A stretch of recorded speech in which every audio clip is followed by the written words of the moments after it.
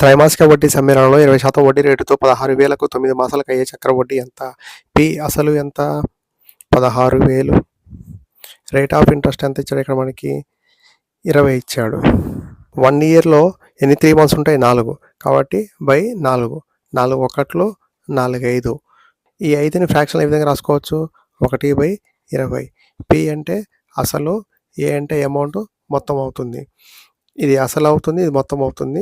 9 మంత్స్లో ఎన్ని 3లు ఉంటాయి? 3 ఉంటాయి. 9 1 2 3. ఇది ఒక సైకిల్. మొదటి సైకిల్లో అసలు ఎంత?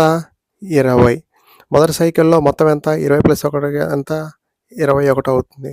రెండో సైకిల్లో అసలు ఎంత? 20. మొత్తం ఎంత? 21. మూడో సైకిల్ అసలు ఎంత? 20. మొత్తం ఎంత? 21. మొత్తాన్ని ఇంటూ చేస్తే 8,000 9,261 వస్తుంది. కాంపౌండ్ ఇంట్రెస్ట్ 1,261 వస్తుంది. 8,000 పార్ట్లు ఈక్వల్ టు 16,000 అయితే ఒక పార్ట్ ఎంత అంటున్నాడు?